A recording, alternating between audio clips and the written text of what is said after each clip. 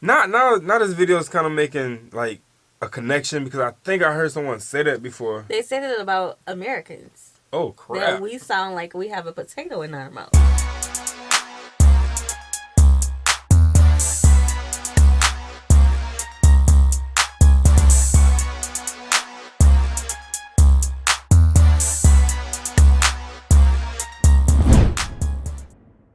What's good, y'all? It's the Demouchets React, and we're back with another video. Who we got today, C? Today we're back with another American reaction. Let's get it. Super excited about this video, guys. If you're new to us and we're new to you, make sure you scroll down, hit that subscribe button, and turn on the post notification bell because we're on the road to 100K. And we cannot get there without you guys, all right? Join the family. Without further ado, let's get into the video. Remember in the Angola episode I mentioned how I went to Denmark one time and bought a sandwich that was $21? Well, this was that sandwich, and my reaction was like, $21? Oh, this better be the best sandwich I've ever had in my life. You got lucky. 21 is a lot. Sandwich? Yeah. Hey everybody, I'm your host Barbie, Legos, Vikings, and Roll Method.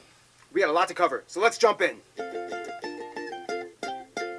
Ah, Denmark, the link between the rest of Europe and Scandinavia. So much to discuss. Denmark is classified as a Nordic country, hence located in the Northern European region, even though it's kind of like the southernmost state in the Nordics. Full disclaimer, ignore Wikipedia. I'm going to pronounce the location names in their proper Danish context. So here we go. Denmark is made of the Jutland, not Jutland, peninsula that connects to Germany in the south, as well as 1,419 islands. Of those, only 443 are named, and 74 are inhabited. With the largest island being Sjælland, not Zealand, which is not to be confused with Dutch Zeeland, which is not to be confused with New Zealand, although they did get their name. I can't take it! That's too much information! Bruh. Somebody finally said it, bro. Like, when he is doing his videos, like, it's so jam-packed, bro. Yeah. Like, I can't keep up half the time. I would hear something, and then I'm trying to stop on the thought. Then he keep going, I'd be like, yeah, I know I'm missing information. Yeah, we still on that other thought. Right, facts. Island, not Finn Island, by the Great Belt Bridge completed in 1998. The country is divided into 5 regions, the capital being Copenhagen, located on Sjælland. Copenhagen is home to a myriad of historical sites, palaces, statues, residential units that are all the same height and style, with pockets of colorful, quaint, cozy shops and cafes, and dangerous bicycle lanes that you are not supposed to walk on. Now this is where things are going to get a little spiced up, and by spiced up I mean freezing cold and covered in whale blubber. Denmark, for those of you who didn't know, is a kingdom, one of the last surviving ones in Europe, and is currently under the headship of chain-smoking Queen Margaret II. These still fall under Danish sovereignty and make up the massive Greenland Island and the little Faroe Islands. Both of these places are radically different from mainland Denmark. For one, Greenland is primarily inhabited by native Inuit tribal peoples that live on the island and is 80% covered in ice year-round. Wow. The Faroe Islands are a conglomeration of 20-ish mystical, cloudy, windy islands that have this crazy-looking lake that looks like it's about to spill over the cliffs into the ocean. These two areas have their own self-governing home rule, otherwise only depending on Denmark for military, justice, currency, and foreign affairs. Otherwise, I mean, that's pretty much it. I mean, historically, they did try to kind of create an empire by colonizing parts of the Caribbean, Ghana, India, and then in the Nicobar Islands in the Indian Ocean, but they kind of ran out of money and ended up selling everything to other countries. Too bad. It would be awesome to see people in the Indian Ocean speaking Danish. Nonetheless, mainland Denmark is kind of like a fast-moving economic machine. Let's talk about how.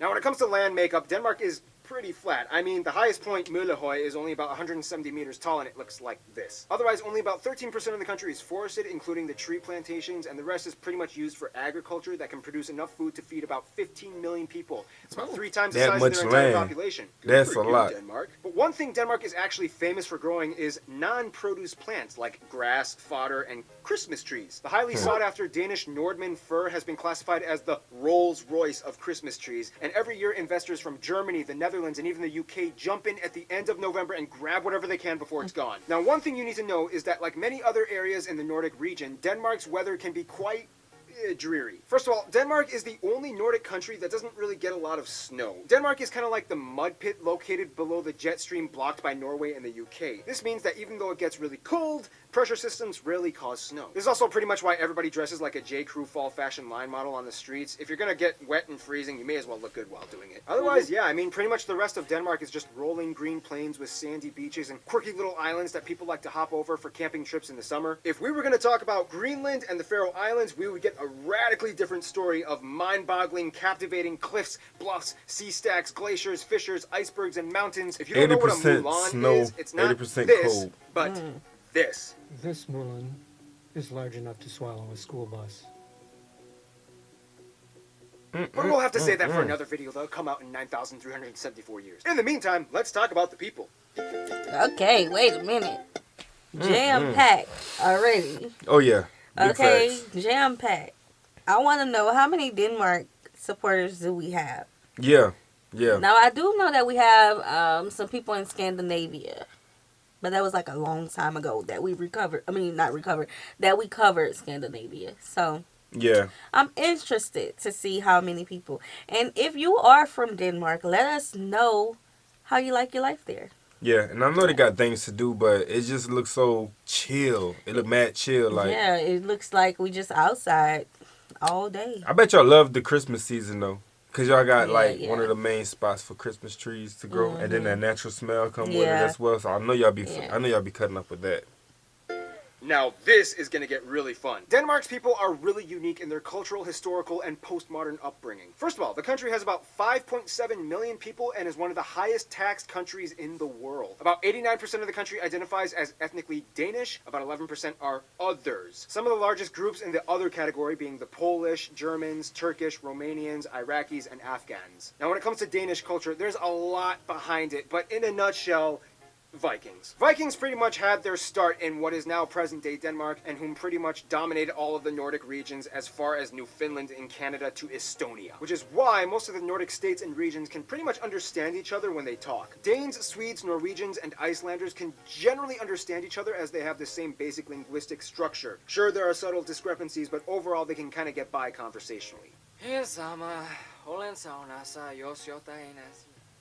Granted, there's a saying, the Norwegian and Swedish languages sound like dancing fairies, whereas the Danish language sounds like a dude with a potato in his mouth. By the way, anybody So we who heard wants to learn somebody say Danish, that full before. disclosure, Wow. Now this video is kind of making, like, a connection because I think I heard someone say that before. They said it about Americans. Oh, That crap. we sound like we have a potato in our mouth. Ugh. Okay, And I still that's don't know, where I heard how it does from. that sound? Like, do Yeah. we sound muffled? Because I know we have a southern drawl, like, speaking for us. I know we have a southern drawl, but I don't know, man. a potato, y'all? I've never heard someone say that physically. Hey, yo, you know what? I can't understand nothing you saying. Like, you got a Yeah. potato in your mouth type of stuff. I've I never don't know, heard like, that. So I want to see, like, I hope you put up an example yeah. on what that sound like because a potato. Nah. It's gonna suck. The J makes the Y sound, the Y makes the U sound, the V makes a W sound, the R makes a R sound, the H is silent half the time, a ton of the letters are never even used, and don't even get started on A, U, and O. I kind of discovered a little trick though when I went to Denmark. When speaking Danish, all you really have to do is kind of like pronounce the first part of the word that you think makes a sound, and then just kind of like give up on the rest of the word. For example, Copenhagen, Newbrogen, I'm literally just listing names of places in Copenhagen. Sierra. I don't know about that. Sierra. Dia. I don't know. Hey, I don't know if I hear somebody say my name coming down the street. Dia. I'm be like, close your mouth. Nah, y'all. He exaggerating. He gotta be. Yeah. But that's funny though. Yeah. That's funny.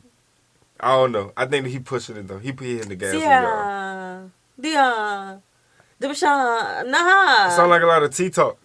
Sound You like sound- laziness. Yeah, that too.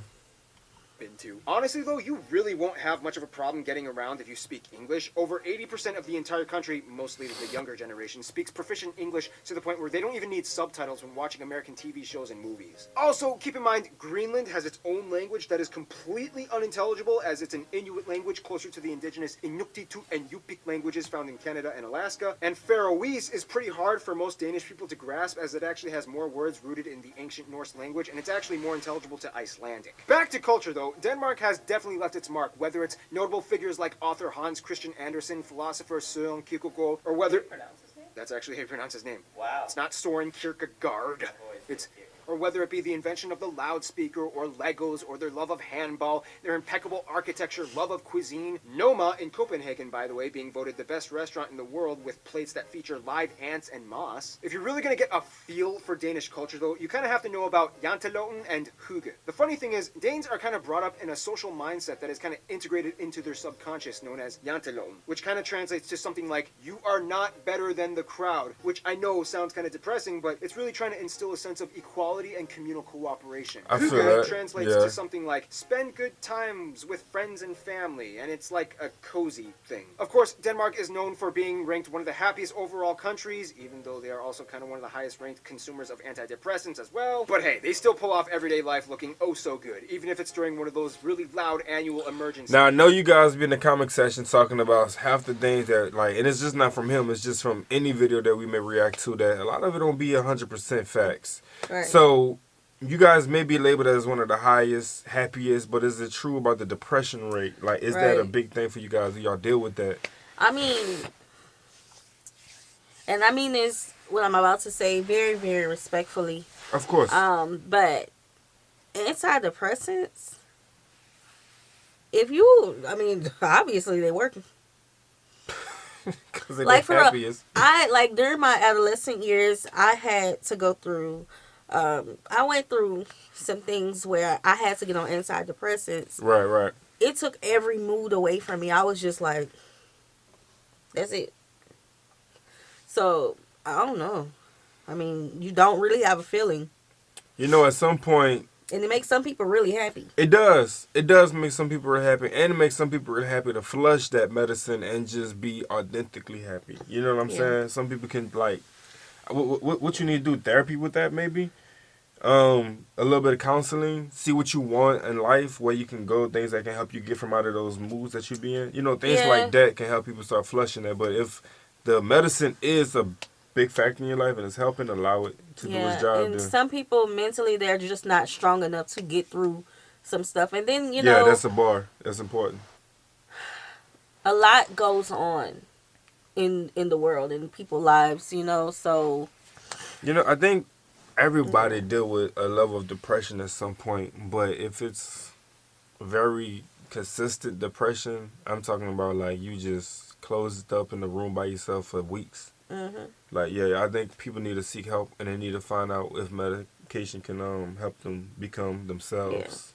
Yeah, I mean, and I guess, like, everything is different. Everybody handles stress differently. Facts. Stress could be the littlest thing. Stress can be adjusting to parenthood. Mm-hmm. You know, that's stressful.